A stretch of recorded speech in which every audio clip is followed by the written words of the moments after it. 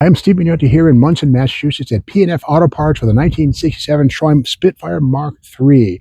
Now, the Spitfire was built between 1962 and 1980, designed by an Italian firm by a fellow named Giovanni Michelotti, who did great work on these, giving them pontoon, or actually envelope styling versus the pontoon type styling seen on earlier Triumph vehicles from the earlier era.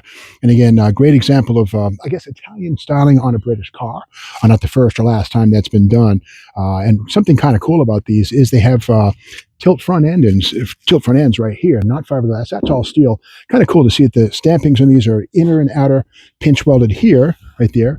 Much cheaper than making a one-piece stamping, which Detroit could probably pull that off, but it would be way more expensive. And these are very inexpensive cars, and a piece of chrome would cover up the and underneath that flip nose one-piece hood, we have a small four-cylinder engine. This is a 1.3 liter 75 horsepower engine, but I do like what I see. A streamlined exhaust manifold, kind of cool. It's a push-rod engine, kind of basic, but again, 1.3 liter, 75 horse. A lot of that thanks to twin SU carburetors right here, which would come off the side of the engine, and aluminum manifold right here, two-piece device, and unsilenced air cleaners, just basically a paper element filter. Kind of cool. Other goodies we see are coil spring front suspension and rack and pinion steering. Here's the bellows right there. You know, very precise steering. It's what you want on a sports car like this. The front anti-roll bar. Here's the sway bar right there. Small diameter, but again, very efficient on a car this light.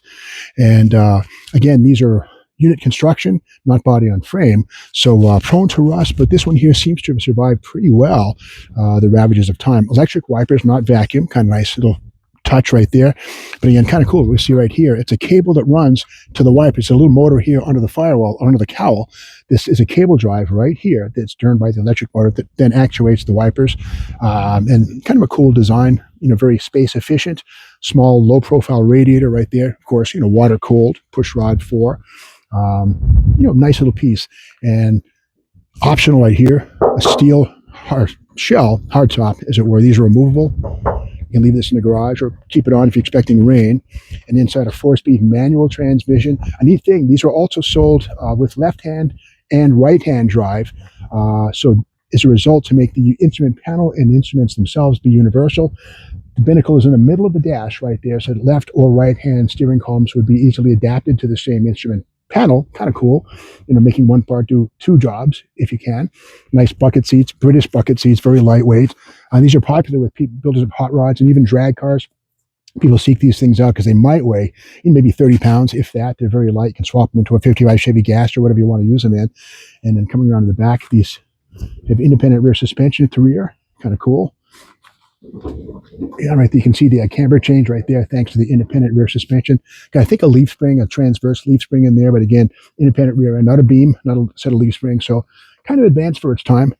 And inside the deck lid here, kind of enough room for, oh, by the way, before we open up, the fuel filler right here, and the cap would be right there. The gas would go down inside of there, fill up the tank. Probably about a 10-gallon tank, I dare say.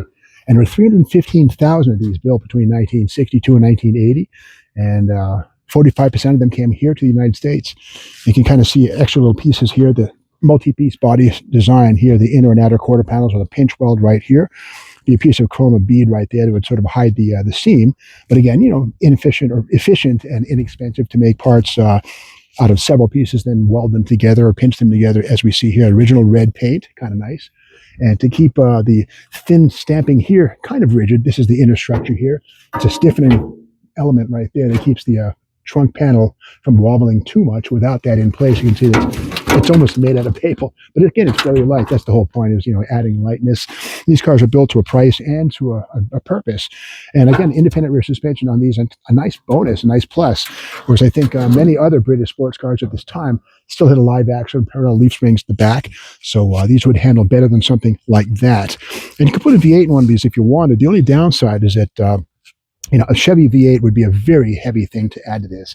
Now, that's a cast iron head and block, but I say a Chevy small block would probably be almost half the weight of this, or twice the weight of this right here, which would kind of upset the car's handling. The only thing I would say is probably a Buick 215 all aluminum head and block V8 would be a good addition probably weigh about the same amount of mass as this iron four-banger. So the aluminum 215 would be a good call if you want a V8 in one of these things here. It would fit under the floor pan right there. The four-speed would work just fine, or an automatic if you wanted to have a slush box.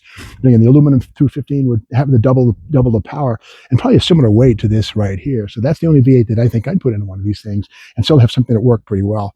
But a cool piece right here, and it's here at P&F Auto Parts in Munson, Mass. If you want to buy it or buy some parts from it, like the intake, the carbs, the air cleaners, and it's all for sale. You can reach out to P&F by calling 413-267-5167 or by email at pndfautoparts.com. They have a website as well. You can check this out online.